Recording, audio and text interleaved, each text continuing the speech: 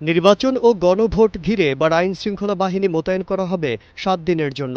12 ফেব্রুয়ারির ভোট ঘিরে 8 থেকে 14 ফেব্রুয়ারি পর্যন্ত আইন শৃঙ্খলা বাহিনী মাঠে থাকছে। এদিকে নির্বাচনের তফসিল ঘোষণার পর রাজনৈতিক সহিংসতায় প্রাণহানির ঘটনাও ঘটছে। এমন পরিস্থিতি নির্বাচন কতটা সুষ্ঠু ও নির্বিঘ্নে করা যাবে সেই প্রশ্নও সামনে আসছে।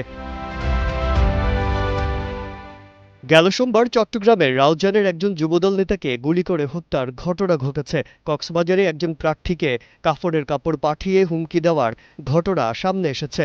তফসিল ঘোষণার পরদিনই ঢাকায় দুষ্কৃতিকারীদের গুলিতে নিহত হন ইনকিলাব মঞ্চের মুখপাত্র Sharif Osman Hadi. Human Rights Support সোসাইটির প্রতিবেদন বলছে 2025 সালেই সারা দেশে 914টি রাজনৈতিক সহিংসতার ঘটনা ঘটে। পদ্মা সেতু, মেট্রো রেল এবং এলিভেটেড এক্সপ্রেসওয়ে নির্মাণের গর্বিত অংশীদার বসুন্ধরা সিমেন্ট।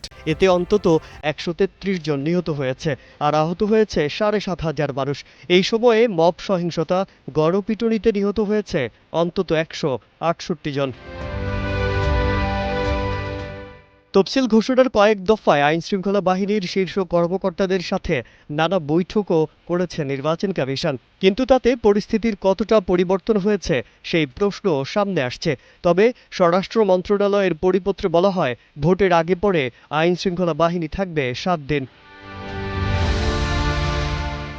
এবারের নির্বাচনে ভোটার রয়েছেন 13 কোটি। 300 আসনে প্রায় 43,000 ভোট কেন্দ্রে 2,60,000-এর মতো ভোট কক্ষ থাকবে। প্রাথমিক সভায় প্রত্যেক ভোট কেন্দ্রে আইন শৃঙ্খলা বাহিনীর 13 থেকে 18 জন সদস্য রাখার পরিকল্পনার কথা জানানো হয়।